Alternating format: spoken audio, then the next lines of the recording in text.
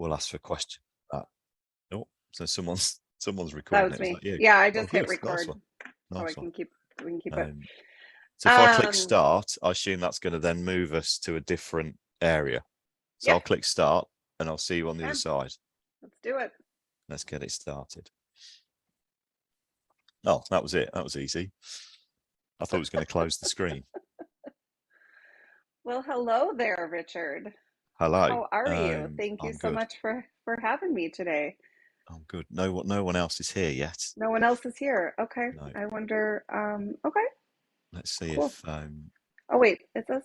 I think about a dozen have registered. Oh, we have 2 attendees. We have 3. Do we? 3. We have 3. Oh, that's good. There we go. Here we go. Hello, everybody. We've got 5. Hello. Oh, we've got 5 now. Everyone's coming in. Yeah. Everybody's coming in. Hi, everybody. We'll just give everybody sort of 30 seconds, 2 minutes or so, just to get in. It's just past 3 o'clock. We're going to keep this quite tight, so we're just going to take up half an hour today of your time. As people pour in, give it another minute or so, another 30 seconds, and then we'll kick off. Hope you're all doing well. Richard. I feel like this might be a little bit of a comedy show here, but we'll entertain the oh my God. We'll entertain the guests. Obviously, behind the scenes, it's been a complete disaster today. I've also got a bit of a stomach bug, so if I suddenly fall asleep, then I'm fine. I'm totally fine. But I played golf yesterday, and I don't know if it was because I was in the sunshine or because I'd eaten something I shouldn't have. But and it's quite hot still where you are, right? It was hot for an Englishman. So hot, you know. Yeah, hot. We got to 100, I think, for a couple of days. That's quite hot. That is too hot. Doesn't matter where you're from. 100 is it's hot. enough, right? It's enough. Mm-hmm. And I had the best game of my life. I got the last 2 holes and everything went wrong. Oh no! Story of my life. Story of my life. Story of my life. Right. So we will begin. Anybody else joins, they can join. They can join late. So, ladies and gentlemen, thank you. Welcome to the whatever number ILEA webinar this is. I'm very, very proud to introduce Ingrid Christensen to this webinar. She'll be talking to us today about trust and how important trust is in the corporate world. It's a topic that's very close to my heart. I think trust and luck as well are 2 topics which aren't talked about in the corporate world. And yet, you know, trust, it can take you 20 years to build a reputation and 5 minutes to lose it, right? So it's incredibly important in the world of sales, and yet not really taught in the world of sales and market and entrepreneurship. So I'm sure there's lots here to talk about and explore. So just by means of introduction, I'm sure you know Ingrid, but in case you don't, Ingrid formed INGCO International 2006 after working as a certified Spanish interpreter for 6 years. She possesses a bachelor's degree in Spanish, legal studies and Latino studies from the University of Minnesota, as well as an MBA. All the best ones got MBAs, as well as an MBA from Hamline University. She's passionate about the language service industry, as we all are, and strives to provide the best quality work to her clients and linguists. She lives in the Twin Cities with her son and enjoys spending time on personal development, exercise, music, friends, entertaining, traveling the world to experience as many new cultures as she can. And I'm very proud to say she's a very good friend as well. If you don't know me, my name is Richard Brooks. I'm treasurer for ILEA. Amongst other things, I run an LSP in the UK. I'm also an MBA. Again, all the best ones are. There you go, all the best people. Yeah. Study management to the nth degree, and obviously very, very passionate about this industry and about this, you know, wonderful. I was telling somebody this morning, it's amazing. I've got friends all over the world and different point of view on things, and it's great hanging around with linguists because they've got brains the size of planets. So we're going to talk slightly different. No slides on purpose today. Thought we've all had death by PowerPoint. We're going to talk on 3 topics. The chat window is open. Please type away if you can. I guess if you raise your hand, you can ask a question. Whether that works, we're in webinar mode, so I'm not 100% sure how that works. But if you chat in the chat window, we'll pick up the question. So please feel free to interrupt if you would like to, if it moves the conversation forward. So the first, we have a hand raised already, Richard. Do we? Oh my God. Yeah, Ricard. It's Ricard. It's Ricard. If I click on allow to talk, I think that Will he'll be he able to talk. Yeah, will he appear? I Hi, think Richard. so. Oh Hello. my God, it worked. Hello, mate. Hi, it How are you? worked. No, just hi. How are you? I'm Good. good, man. I'm good. Just It's to good to let you see know you. that the chat is not working, so I think maybe you Oh. have to Hmm, hmm, hmm. Okay, well, Set it. strike that. If anybody has a comment, do what Ricard's just done. Put your hand up in Zoom. So click on the raise hand button, and Since we'll we know get that you, it works.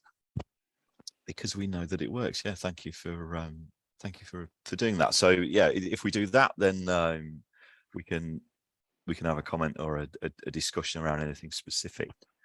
I All just right. dropped a chat, or I just dropped a test in the chat. Did anybody see Yeah. it?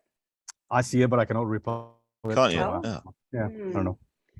It's very Anyway. top Sorry, I think secret, we've. this webinar. Very top secret. You're not Mm. allowed to actually make any comments. Unless we make you all host. If this gets more into, I think I'll tell you what, I'll just promote you all to panelists. I think we'll do that. If it gets more interactive, we'll promote you all to panelists, and we can Perfect. It'll come be like a on round table. stage I like it. and just like have it. just have a town or just have a chat. Perfect. So the first one is the question is how trust permeates everything we do in business and in life, and why trust is the new currency in business. Now that new currency, that's a big statement, a new currency, but It's a big statement. is It is a big it so? statement. I guess I'd ask you, is it new, or have we just forgotten it's there? That's the Well, that is the existential question, right? Is it the chicken or the egg? So first of all, thank you so much for having me on. It's a pleasure to join you across the world with lots of friends. I see friends that have joined. So thank you for being here, and thank you for supporting us and helping us all get better, because I truly believe that when we all do better, we all do better. So that is something that is really strong in my heart. It's a small industry, as you know. We tend to all know each other, and I think that we really need to work together in order to continue to elevate and promote language service organizations and the industry as a whole. So back to your question, does trust permeate everything we do in business and life? I believe that it does.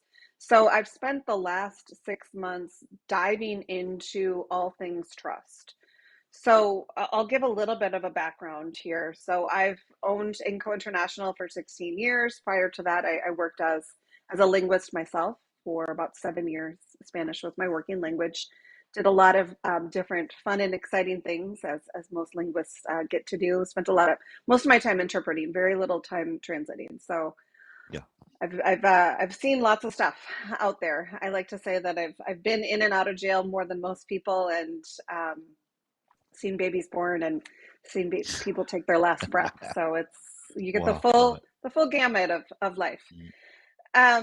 And what I've recognized, or what I've learned over the past 6 months in studying trust, and let me go back to tell you why in the heck I'm studying trust. So I found myself, when I was talking to people about the work that we did, it just kept coming back to trust, and the blind trust that the end user places on the work that we do.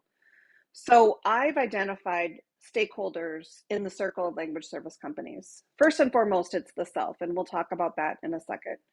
Second, it's employees and vendors, clients and customers, and perhaps the most important stakeholder for all of our work is the end user, right? The person that has to read the manual to put together the shelf, the parent that is in the emergency room communicating with a doctor in a language that they don't understand because their baby is sick, right? These are the people that we really work for. And I think that I don't think that anybody gets into this industry without that understanding. And the amount of blind trust that end stakeholder, that end user puts in what we are doing just blew me away. And so I wanted to dive into it. So what is this thing called trust, and how do we get it? How do we keep it? You mentioned in the intro, it can take 15 years to build up, in literally a flash, and it's gone. And so what do you do once you lose it? Can you get it back? So I've had the immense honor of interviewing over 50 people in the language service industry, as well as people outside of our industry, to really get a handle on what is trust. And one of the biggest things that I recognize is that trust is everything and trust is nothing. And we all have different definitions of trust. There is not a standard definition of trust. The dictionary gives you a lot of different, a lot of different examples. But in all of the over 75 people that I interviewed, when I asked them, what does trust mean to you? Every single person sat back, sighed, and then gave me at least a 30-second definition of what trust meant to them. And when I started to peel back the layers, what I noticed is that trust is a widely used umbrella term for things like competence, confidence, caring, all these amazing, beautiful words that kind of loop up into what we call trust. So I think that trust is an umbrella term. There's a lot of different words that explain it and kind of build it up. And why do I think that trust is a new currency of business? Because I think that we're at a trust crisis. I think we've reached a moment in time where we don't know who to trust. We don't know how to trust. We don't know anything about trust. So I think we're in a trust crisis. And that's why I think that as leaders, as human beings, quite honestly, but we're talking to business leaders right now, that if we pay attention to trust, to the development and the nourishment of trust and the cultivation of trust, we're going to see our businesses expand by leaps and bounds. Crikey, how do I pick the bones out? What a state. I've written a page of A4 already. Incredible. Right, let's go through some of it. So you've clearly come at this from a place of compassion, which makes me feel quite terrible, because I've come at this originally from a place of earning some money. Oh yeah.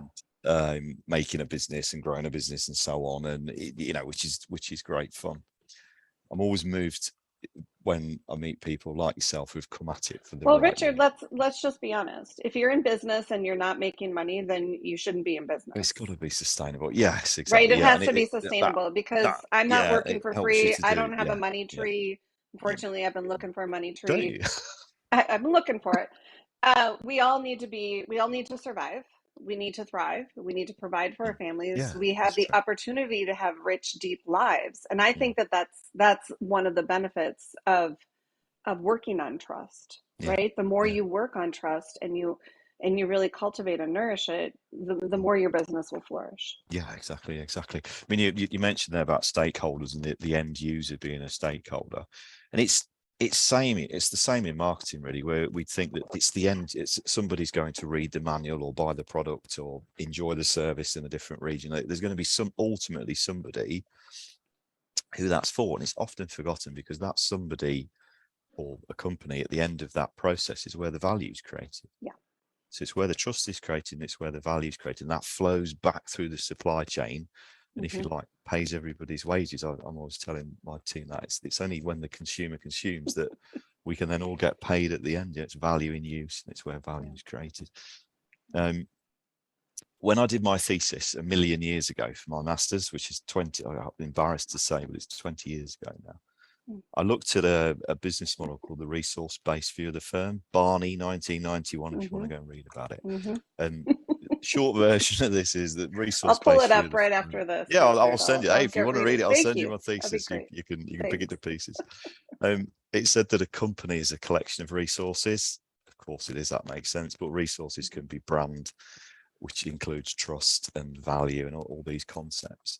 As you get into it, the only place that we can ever compete on, I think, it's these intangible things like trust and brand. You know, if I'm going to be a corporate person, I'm going to call it brand, but that boils down to trust, because people are trusting us to recreate their message in a different market, for a different consumer, for a different group. And trust, if you work through this process, trust is a huge thing that we need to demonstrate and to help our clients with. It's almost the ultimate thing that we're working on. More so, I dare say, if you're from cradle to grave, that's incredible. You know, I often forget people are doing it because we're all corporate and quite cold and quite horrible, you know. So I often forget there's people doing that in our industry. So I would say if you're building an LSP or growing an LSP and you've not considered trust to be at the heart of it, because we can get tied down in translation memories and words per day and, you know, HR issues and things like that. But it's trust has got to be at the center of it.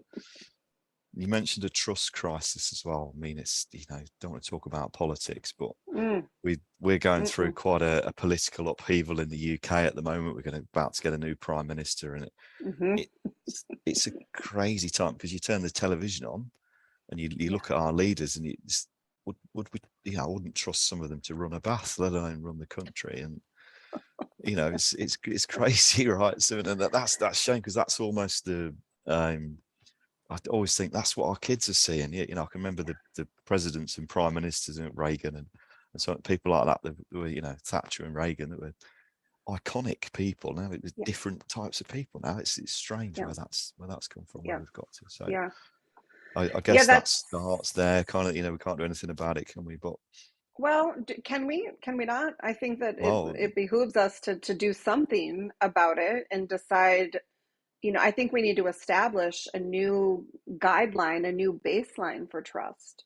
You know, I'm the same. Like we all politicians. I mean, not just the UK. We've had our fair share of interesting leaders, but I mean, you can go beyond that, right? We're coming out of a global pandemic. Whoever thought that we'd be sheltered in our homes for as long as we were, wearing masks, afraid of going outside, right? Who, and how about let's talk about the climate crisis. It's not supposed to be 100 degrees in the UK. It's not, not right? in my little village. It's not. No, it's not supposed to be.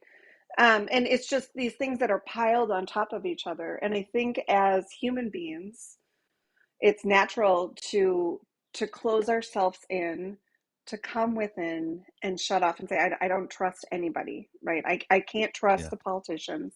I can't trust my health minister to keep me safe. I can't trust, you know, the world is not going to implode in a huge, massive fire. So I don't know where to trust. So I'm pulling back. I'm pulling back in, and I think that that's a natural response. Now, as leaders, how are we going to pull all of our stakeholders? So we can't do our work without our employees and our vendors, right? They're number one. We can't serve the end user if we don't have employees and vendors. Well, certainly we can't do anything if we don't have customers and clients, right? Because then we're just working for nothing. But if we don't have employees and vendors that come to work feeling safe and feeling like they're in a trusted environment, how are they supposed to work? How are you supposed to work when you're in such a state of crisis? So I do think that we have to do something. I think it implores us as human beings. I mean, with great responsibility, or with great leadership comes great responsibility, right? We accepted this role. We decided, yep, we're going to launch these companies. We're going to be leaders. We're going to do this. We don't have an option. I think we have to go high, right? We have to help people through this trust crisis, even when we don't know how to do it ourselves.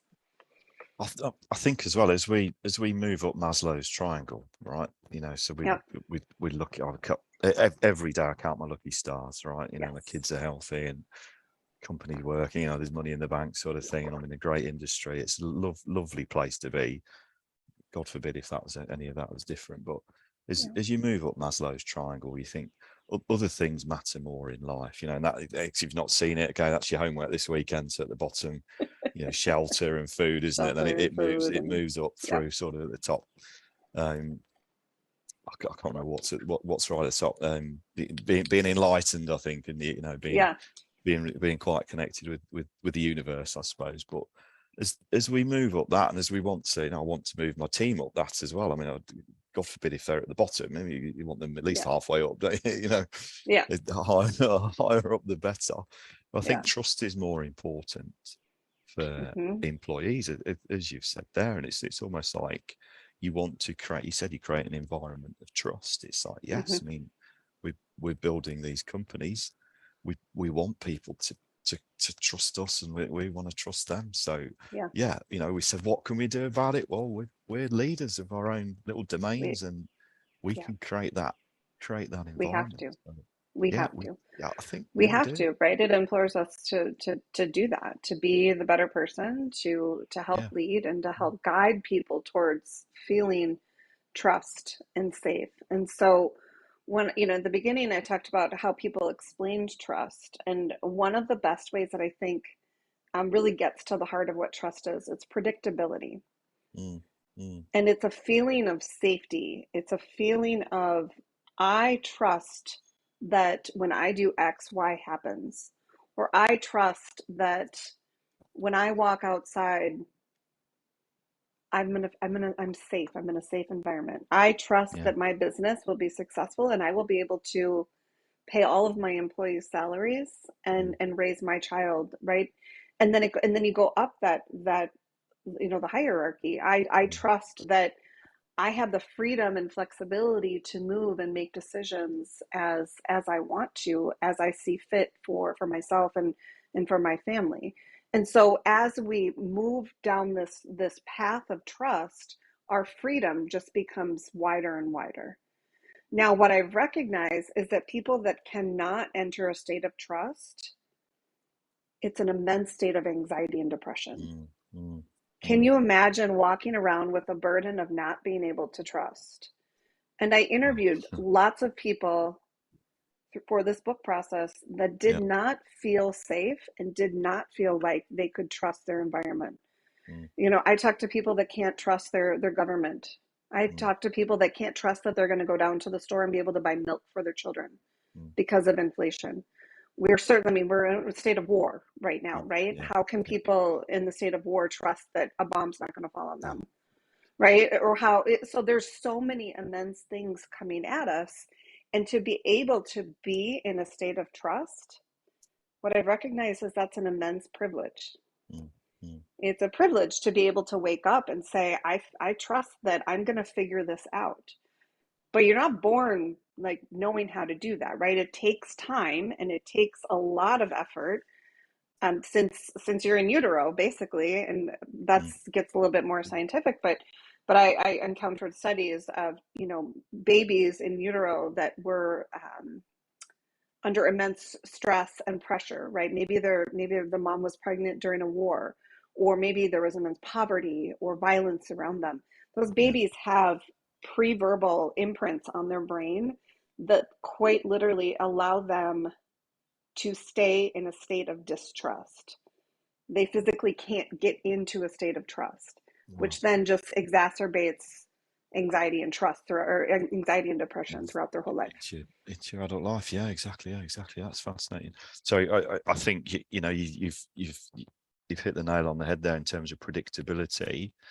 And I think us as leaders, we need to, crikey, if you're all over the place at work, then God help your team, right? So you need to think we've got to have that predictability at work, and that how we choose to communicate will create trust, and how we choose to run our companies will create trust. How we choose to lead, Right. the And people that how we do we as leaders lead when we don't know what the heck is going on? I don't know if you Mm. felt this way, but when the pandemic first hit, it's like, I don't know how to lead through a pandemic. Nobody taught me how to do this. The MBA program, none of my books, Yeah, where's the page on textbooks covered how to lead a team that is in immense state of Yeah, fear and a yeah. pandemic and we're locked in our houses, right?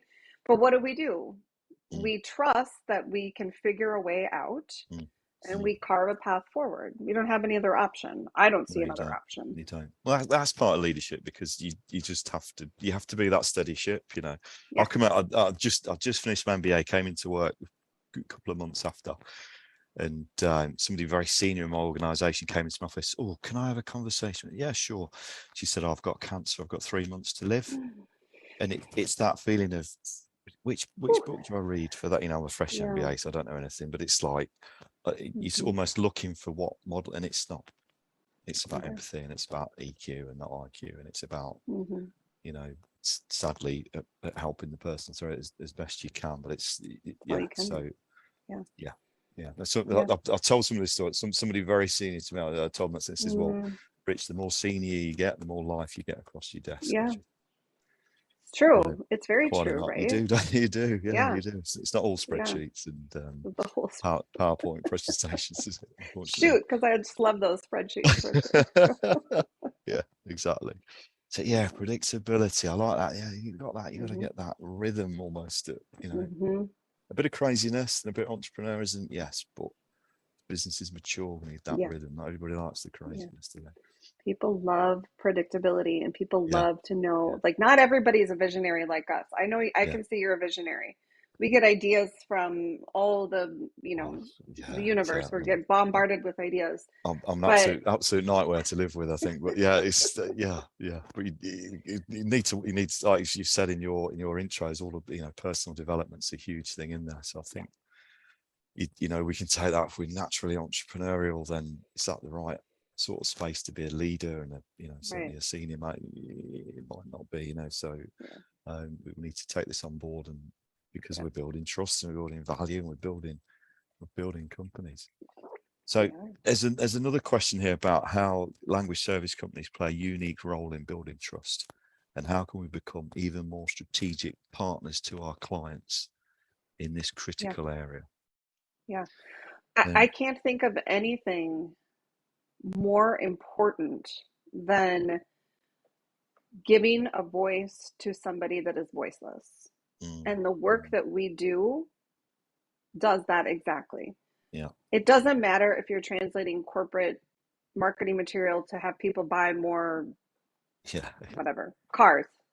Doesn't matter what it is, right? We're giving a voice to the voiceless. So I want to buy a car, and you are helping me buy that car. Maybe that's the one thing that's most important to me.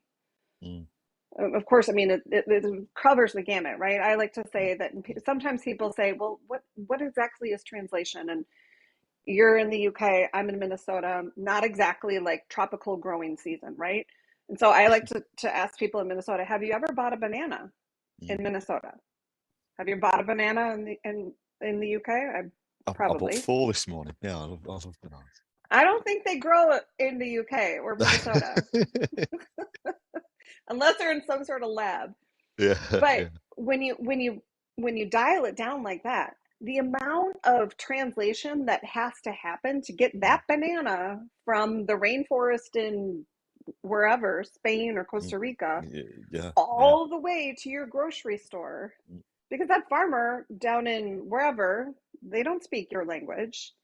And think about all the business transactions that happen from the banana tree to your kitchen. Right. There's so much translation that happens amongst that trajectory. And so what I think it's really important to remember is that we hit all of that. Our language industry hits all of that, every single piece along the way. And so what we need to remember is that along that path, there's a lot of touch points. There's a lot of people that are relying on our services, first and foremost. So I think it is really important to remember, who are we working for? Who are we serving?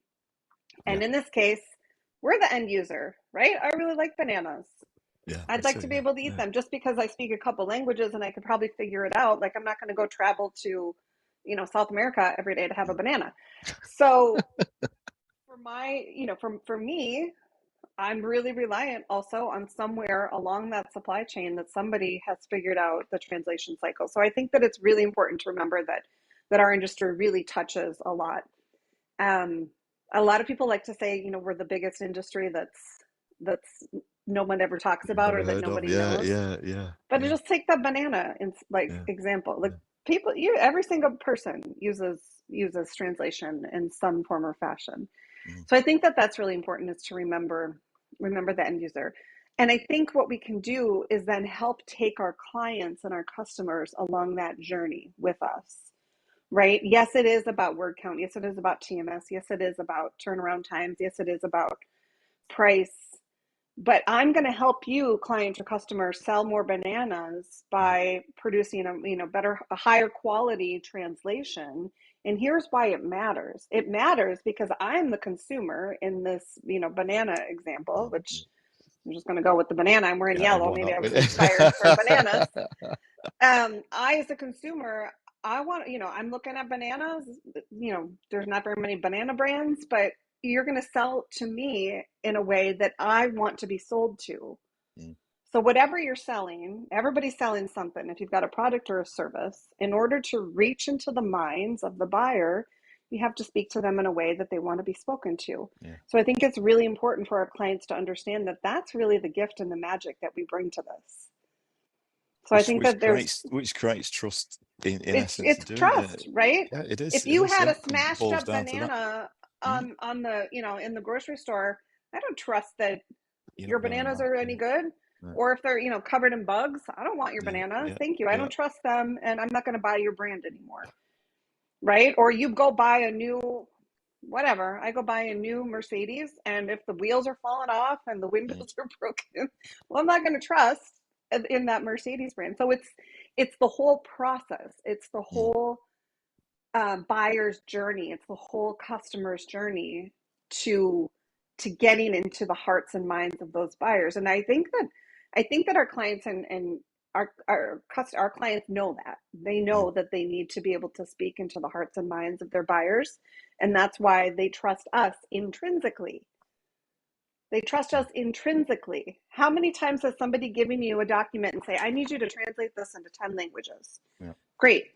Here you go. Okay, great. Thanks. I'm not saying that they should go head over heels and like QA/QC and, you know, confirm the translation, but so much of that is blind trust. It is, yeah, of course. Yeah, they've got no idea what you've said. Yeah. Mm-mm. It is. It boils down to that. That's the thing. That's the order winning criteria. You want to use a operations management thing, but it is. That's the thing. Why this person like that person? I believe that. Lovely. And See so there. you're jumping on the trust train here, Richard. Oh yeah. I can, yeah. I might be buying a ticket. You know, I quite like this. So I'll talk a lot about value and value creation, certainly in the supply chain, and you know, I'm a student at Michael Porter, and things like that. You know, that's just the way I was taught. But value and trust is this really, really similar thing. It's a similar concept because you can't copy it.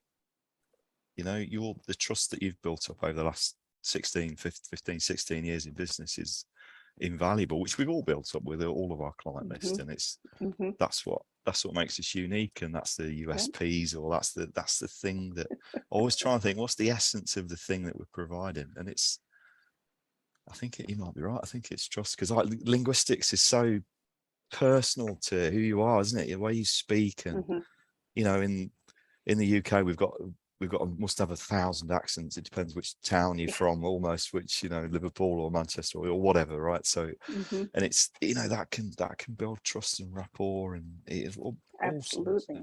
and it's so personal to so personal. It is, yeah. And then you could use trust. I tell you what, I think there's a PhD in this for somebody, because using trust to take them along the buyer journey. I like that as well. I'm going to tell you that I don't think it's going to be my PhD. I've really enjoyed this book writing process, but not sure. So let's have a plug. This is a nice halfway through sort of advert, or more than halfway through. But Ingrid's written a book. It's just about to be published. Yeah. Well, okay, when's it out? Give us the. I'm saving the grand opening until February of 2023. So after the new year, the book will be out. Right now, it's been a crazy process. I don't know if y'all have ever written a book, but whoa, it's been interesting. Well, I'd say I'm in awe of you for writing during a pandemic, running a company, a family, etc. I don't know how you found the time. It has been so fun, Richard. Honestly. Interviewing over 75 people and talking to people about what trust means to them, and the conversations that I've had have been mind-blowing. I have absolutely loved this process. And the one thing is that I don't think I'm ever going to be done with this book. I'm never going to feel like it's done, but my editor just keeps telling me, you know, done is better than perfect. So I'm just going with that. But it has been really fun. So I started the journey in January. I'm taking a course at Georgetown University to help me through the process, accountability, keep me on track, which has been great.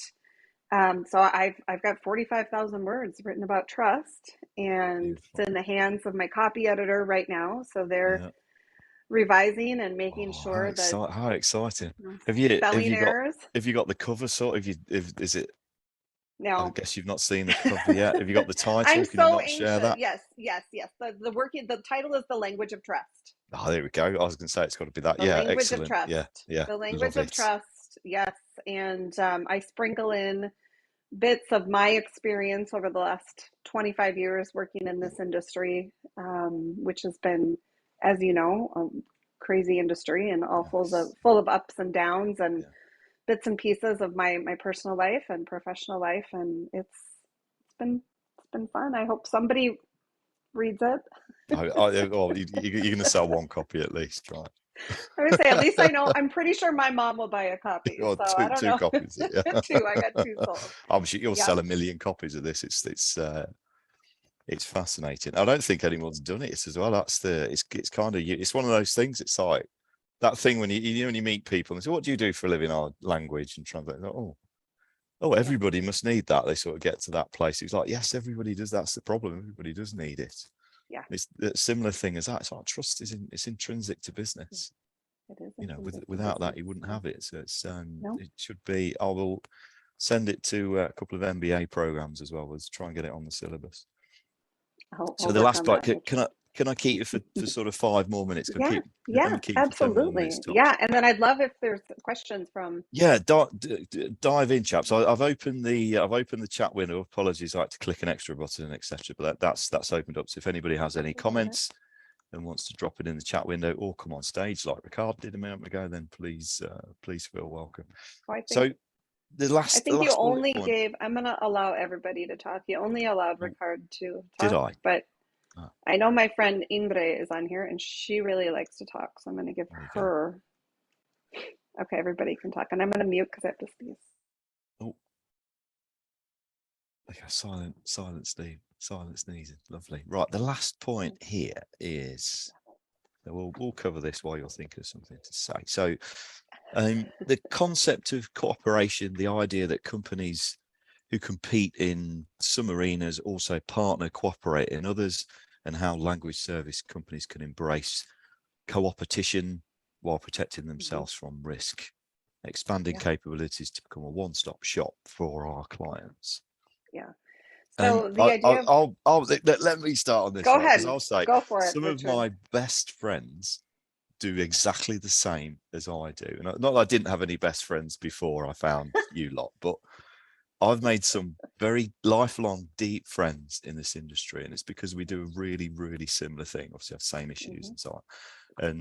And my work life was a very lonely place before I found the associations. I found the ALC first, and then got adopted by those guys basically. But it was a lonely place of people not really understanding what we were doing as a company, what I was trying to build, and so on. And then you bump into all these superstars like yourself, and it's doing a very, very similar thing. So it's really nice to share the journey with people, you know, because obviously not everybody understands what it's like to build a company and lead a company, and you know all the craziness that goes along with it. So yeah, so in terms of coopetition, what a term that is. Yeah, I must have 50 people I can turn to. I think that that's what makes you a strong leader. That's what makes you a successful business owner. That's what makes you a person that people can trust. Because if we lean into community, conversation, friends, that level of she versus him, right? The grass is always greener on the other side, or I'm out to beat that person. It disintegrates all of the good, healthy work that we do. And I believe that, you know, where our energy flows, our energy goes. And so the more that we can work together and we can support each other and elevate our industry. This is a huge industry. It should not be a hidden industry. It shouldn't be the biggest industry that people don't know about. Everybody should pick up a banana and say, hey, thanks, translator. And we're really glad that you got me my morning banana here. Maybe that's a little stretch, but I'm on a mission. No, and you're right. Right? Unless we work together, how are we supposed to elevate? We're not McDonald's, right? I don't think that, any of us are ever going to have, our translation shop on every corner like a McDonald's. But the power that we have in working together and elevating the industry can only help us. There's more than enough work for everybody that wants to enter this industry. There's more than enough work. Is this easy? No. Is this hard work? Heck yes. Is this for the weak at heart? No.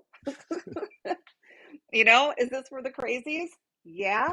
But that, that goes in line with being a business owner and being an entrepreneur, and that not everybody is going to take this leap, right? How many people start a business and stay in business? It's just like the book. Less than 1% of people that say they want to write a book actually do write a book. So I'm joining that 1%. The 1%. I'm joining the 1% club there. Respect. But the more, I do truly believe that the more that we can grow together as an industry, the more that we're going to elevate our status. And we continue to talk about things like, price per word going down, or rates going down, or, all these outside challenges. Well, we're not standing up and using our voice, especially if we're just having one person here, one person there, one person down the street. But we know that when we stand up and elevate our voice together, it's much more powerful, right? The power of one just grows when we have each other together. And I truly believe that. Some of my best friends are also in this industry, and I wouldn't want it any other way. No. When I also found the ALC was my first kind of association that welcomed me in with open arms. Yeah, exactly. Yeah. And when I found the ALC, I just felt at home, right? It wasn't like a crazy competition. It was just almost like a family welcoming environment. And I just really felt like that was a happy place for me to be in. So I do truly believe that, if we can work together and think on how much more, like if I'm able to tap into your expertise, what can we do together? Yeah, exactly. Yeah, exactly. Yeah. I mean, someone said to me once that good translation should be invisible, which is, I think somebody stole that from typography. Good typography is invisible. Yeah. It shouldn't be, should it? Good translation should be. We shouldn't make it invisible. I don't think it should be invisible. Why because I think hide away? Because it's so difficult, and it takes so much effort to produce a good translation. It's so difficult, and it's we know that it's art and magic, right? It's science and magic, right? There's the science piece of I'm taking one word for another, but the magic is when you get into the nuances. Somebody that says, well, won't computers take over your job? We always get those questions. And I say usually to those three people that were in a conversation, I said, describe the sunset to me. What does that sunset look like to you? Yeah. That's what a good translator does. Yeah. They look at the sunset and they translate that into another language in a way that the reader can understand and the reader can connect with emotionally. I don't think that a computer is going to be able to do that anytime in my lifetime. But I could be wrong. I think, maybe. I think if they can, then they can think, and then we're all doomed, right? So then we're all doomed. we're all doomed. I'm sure. Yeah. Sort out all the meat bags, but yeah, exactly. I mean, it's so intrinsic, and it builds trust as well. It comes back to that. It all comes back. We'd call them, so on marketeer hat, we'd call them value signifiers, but it's not. It's about trust, isn't it? It's how can we build trust, and what sort of trust have we got? So we have a comment from Ingrid. Let's have a look. She says, "I believe that we'll gain more trust from our clients when they'll see that we trust our partners and vice versa, and this is where we should start building trust and show trust to our clients." Yeah, exactly. It starts right. I mean, how cool! What a better way to elevate the industry than to show outwardly to our clients and our customers that these are our friends. These are the people that I work with on a daily basis. These are the people that I talk to and I lean on, so that we can all become smarter and better as an industry. I think that's right, Ingrid. You hit the nail on the head there. I think people want to see that, right? I don't want to see somebody that's isolated and cocky and not sharing energy between each other. Yeah. And some people said, over the last 15 years, I've done quite a lot of work in the associations in our industry, and I've loved it. And so I've had the odd comment sometimes about, why do you bother giving time, and why do you bother going to like doing this? Why bother? And it's like, right, Yeah. well, because I want to, I want to evangelize about the things I've learned, and it's comes from a genuine place for me, as does everybody else. And it's about making friends and growing it, as Ricard said it. Growing it together should be our common goal. Yeah, it's like it's our slogan at Elia is get together to grow together, and that's kind of sums it up. I mean, we just happen to have a lot of fun while we do, but for sure, because with intelligent people who are motivated and going to, aren't you? And life should be fun. Exactly. Wonderful. Are there any other comments from the guests, or whatever we call you, webinaries, attendees? There we go. It says it on the screen. There you go. Attendees, webinaries. I like that. Webinaries. Steve's turned his microphone off. Is he going to microphone on? Is he going to talk? Is it okay if I talk, Richard? Yeah. I have too many things that I want to say that I don't want to just, I can't type that fast. So Ingrid, I love this topic, as you know. Come on, Steve. No, I just like, in high school, I took a computer programming class instead of typing. And by the end of my course in my computer programming class, I could get a cursor to move around the screen, a huge accomplishment. But I wish I had taken typing instead, because that's what I do all day, every day. So I still hunt and peck. But I just wanted to say that, I love this topic. As you know, you and I spoke about this. And I think one of the really big challenges that we have, and I think you touched on this in our industry, is the people, at least in the US, that we're dealing with, that we're working with, our clients, don't have a second language themselves, right? So they have no way of evaluating the work that we're doing for them. So that trust part, they really have to trust you before they sort of put themselves in your hands. And so I think that trust part is hyper, it becomes hyper important in those cases. And I think part of what my challenge has always been is, I'm in the same boat as you all. I think the pie is big. I think we should all help each other out. Obviously, not everybody in our industry necessarily feels that way, and so there is this issue of competition, and that's probably why I'm a better worker bee than an entrepreneur, because I'm not looking out for the bottom line so much as I'm looking out for my clients and my partners and things like that. But I think that if what I have found works with clients, you sort of have to you can't do a hard sell, obviously, because you're having to sort of build this trust with them. But I think if we focus on, and most of my clients are public sector, it's state government clients. We're working with immigrant and refugee populations to help them with language access, and that kind of advocacy for language access and language justice that can be visible to your client. If they can see you doing these things in the world, rather than you telling them about those things, that builds trust as well, because they see that you're working towards the same goal. I think that, it's harder to go, it doesn't in this industry serve anybody for us to go in and sell to the client and say, we're the best, we give quality, you need to give the work for us, and here's why, rather than better to focus on what their mission is, and the service to their multicultural communities, and helping them achieve their goals. And if they hear you speaking that language and you're talking to them when you're trying to get their business, but they also see you out in the world performing these services, as Richard says, why do you do these things for free? Because, well, you want people to have access. I mean, so we do a lot of speaking on language access and language justice, and helping people design programs that will help them reach their communities better, that we do a lot of that work pro bono. And I think that builds trust among people, because at that point, you're trying to help them. You're not just trying to sell to them. But it's a fine line, because again, sort of the entrepreneurial side of that is that, you're giving away a lot of free consulting. Maybe you shouldn't be doing that. Maybe it's not the best thing for your business. Ultimately, I think it is. But it's a slow build, right? You can't just expect to sort of benefit from it immediately. And if you're only doing it to ultimately get that business, or if you're doing it for the wrong reason, I mean, if you're not really invested in your community, and you're not really invested in helping these communities get access, then you're ultimately going to fail. But I think that if you can demonstrate that to your clients rather than just telling them about it, I think that's key. I think there's a piece there about authenticity.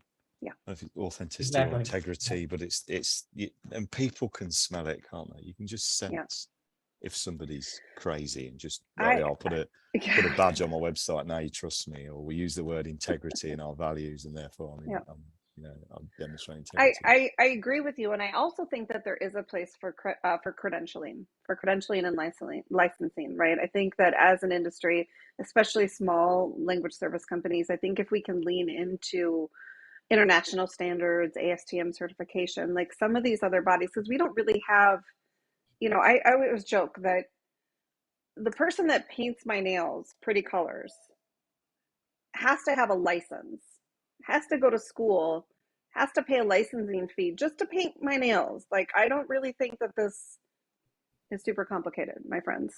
I think what we do is super complicated, right? We mess up a word and somebody could literally die. And I know that we take that seriously, but we need to communicate that to our clients, how seriously we take it, and lean into opportunities to prove our quality work through credentialing. I do think that there is an important place for that in our industry. I 100% agree with you on that, Ingrid. I'm sorry for jumping again, Rich, but I needed to respond to that. I 100% agree with you. And if our company is based in Denver, and if you go to the website for the Department of Regulatory Agencies and you type in translation or interpreting it, for translation, it just tells you how you can Google Translate the website, but there's no reference to regulation. And I think that until clients accept that credentialing is important, we have an uphill battle, right? Because it's a very easy thing to sort of hang out a shingle and call yourself a translator. That, like, the barriers to entry are very low, and until clients value those credentials, it's hard to push people to do it. And we certainly have been pushing for credentialing in the state of Colorado, and we actually get a lot of pushback from practitioners because they don't want to do that. And we have also, so client education is important there. I have clients who say, we have 200 languages that you need to translate and they all need to be ATA certified. Well, I'm like, well, that's great, except for ATA offers 15 combinations and that's not possible. But other people are just saying, yes. And then so until we're all singing off the same hymn sheet, it's hard. And you have to be, in order to, so we have to stick by our guns, as you're saying.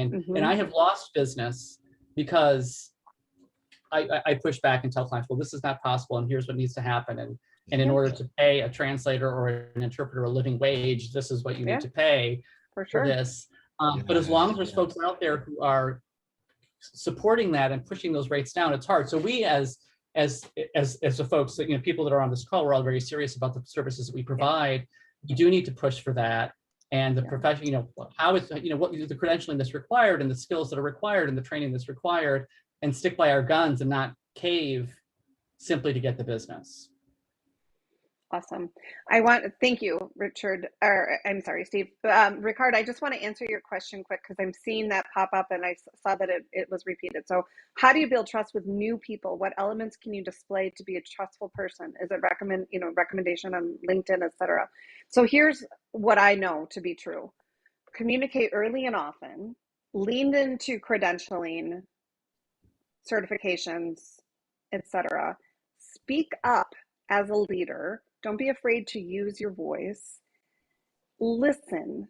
The more that we listen and we develop open, trusting relationships with people, the more they're able to realize that trust is a two-way street. So I'll talk really quickly because I know we're coming up on the end of we're already over. But I was on the news a couple of weeks ago, our local news station, because there's lots of turmoil in the United States, lots of upheaval, et cetera. We talked about that at the beginning, and it was right before the 4th of July. And 4th of July, as you know, is a big gathering in the U.S. and people get together with family and friends. Well, not everybody has the same political outlook as everyone else. And so the interview was, how do we talk to people that we don't like and we don't get along with?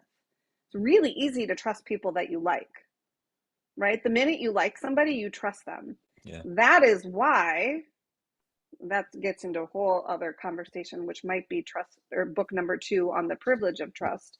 But that's why we tend to trust people that look like us, that are in the same socioeconomic sphere as us, the same educational background as us, right? Because it's easier. Unfortunately, psychology and evolution has proven to us that it's easier to like people that are like us, right? If you go back to living in the caves, well, we trusted the people that were in the cave next to us, but we didn't trust the people that were in the cave, you know, whatever, 100 miles away, because we didn't know anything about them. Well, how could we trust them? So this is evolutionary based. I do think that we're really smart as human beings, and we can evolve and we can learn, and we can obviously learn to trust people that we don't know. But more importantly, can we learn to trust people that we don't like? And so when you don't have that level of rapport established from the get-go, you're at a standstill. It's like you're talking to a brick wall, and that person, no matter what you say, is not going to be able to open up that conversation so trust can form. So it takes patience. It takes listening. It takes vulnerability. It takes learning. And these things that are permeate in our personal lives permeate just as much in our professional lives. So I would say, put yourself out there. Don't be afraid to start sharing things on social media, sharing things with your employees, sharing things with your clients. Yeah, I think that LinkedIn recommendations are fine, but do you ever really look at them? You know, my friends go on and fill out some recommendations for me, and that's fine and dandy. But talking to people and establishing yourself as a thought leader and establishing yourself in a way that people can connect with. And if you humanize the emotions, it gives people something to connect to, and it opens up that pathway for trust. Wow. I'm on my trust soapbox, you guys. Sorry. That's incredible. That's incredible. Ingrid, thank you. It's been a delight to spend an hour with you. You're one of my heroes, and I'm totally in awe of you. So thank you so much on behalf of Elia and everyone in the audience. I do hope to see you soon, where we can extend the conversation. I cannot wait to read your book. Make sure you send me the link, and I'll push it around my network. Well, you don't have to give me one, but I'll buy it. Definitely buy it. I'll gladly share it with as many people as I know. Thank you. There's enough. I've got 3 pages of A4 here, guys. I mean, there's an absolute wealth of knowledge. So yeah, I really think you're on something. Thank you. The world needs more people like you. Thank you so much. Thank yes, you. Ingrid, we'll see you in Vegas. I have to, invite you all to the ALC conference in Vegas. I am the chair, so you should all come. Oh gosh, I am the okay. chair, so you can rest assured that it'll be a fun time, very informative, but lots of fun and lots of laughter with really great people. Wonderful. So we'll see you in Vegas then. What a nice thing to say, right? See you in Vegas. Thanks all. Can't wait. Take care, everybody. Stay safe. Bye-bye.